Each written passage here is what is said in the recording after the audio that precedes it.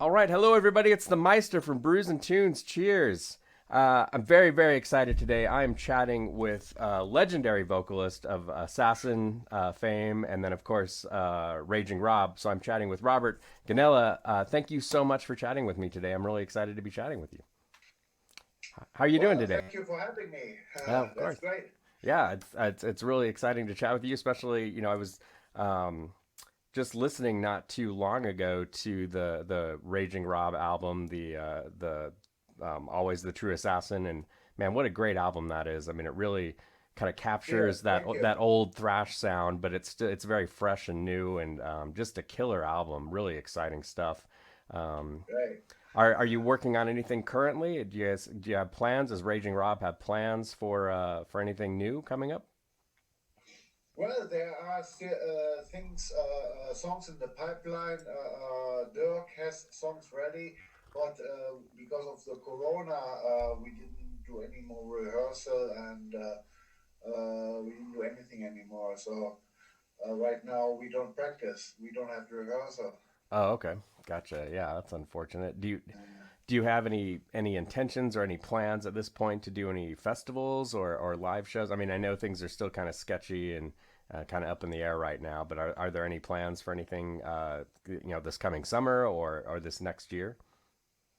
To be frank with you, right now, Raging Rob is in a standstill situation. So uh, I have to first, after the Corona, get ready, get the band together, and start rehearsal and make a new CD. That would be the first thing to Cool, do. cool, very cool. That I mean, yeah, that would be great. That's exciting news because Yeah. like I said, the Always the True Assassin was such a great album. So exciting to when that came out. It was so cool to hear uh, you know that band that you singing again and it had been a little while since as you left Assassin.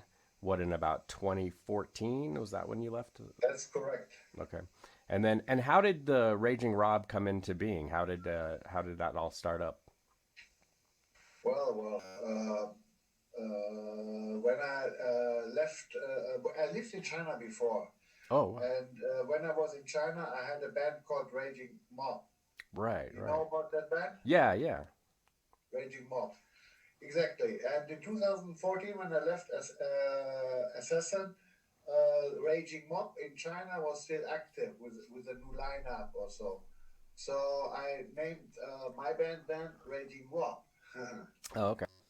Yes. So, um, well, I wanted to make old school thrash metal, 80s style, and in Assassin, the rehearsal is everything on computers and no live rehearsal.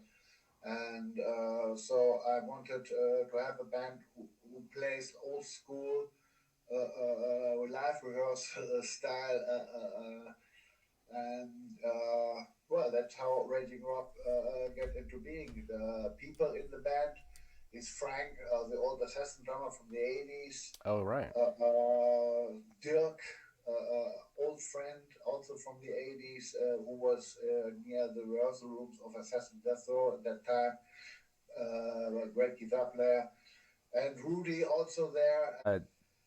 Uh, kind of those early days of Assassin.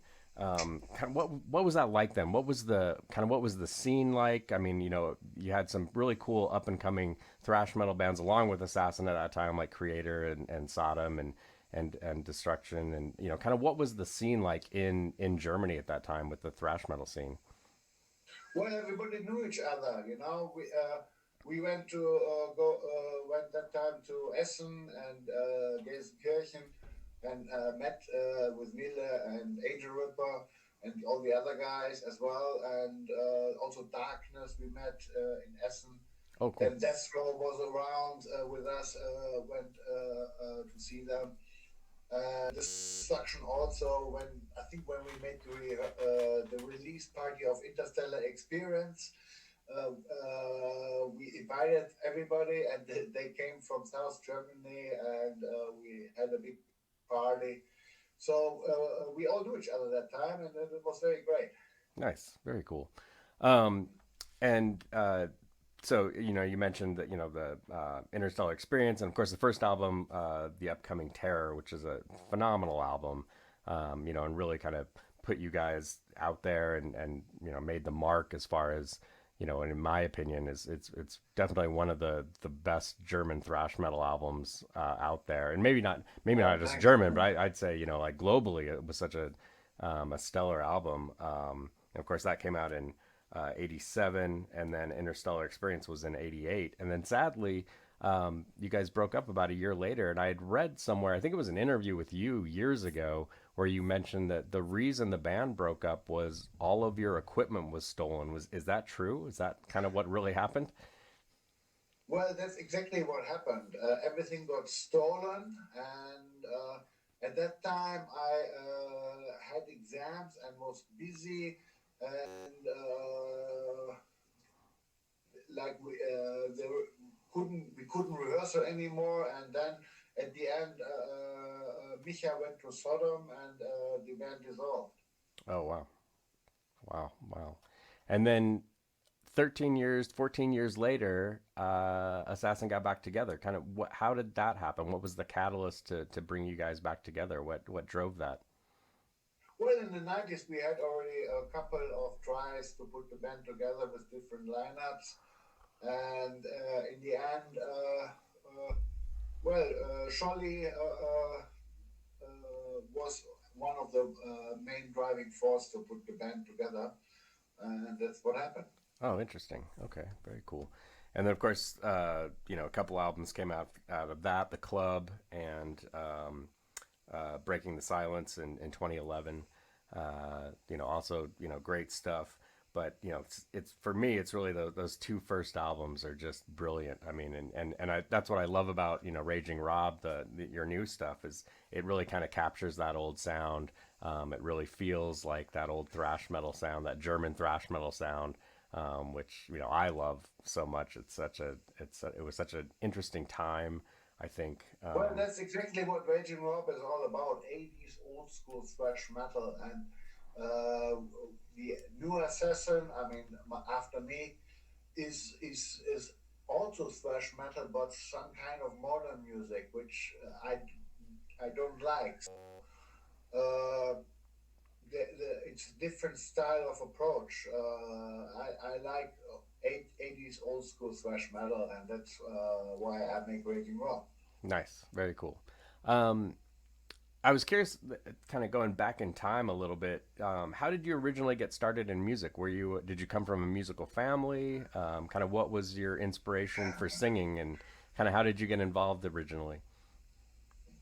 Well, to be honest, we were all heavy metal fans that time, and people bought themselves instruments. Dinko had then the guitar, Scholli had guitar, Lula had a bass, and we had a drummer, Psycho.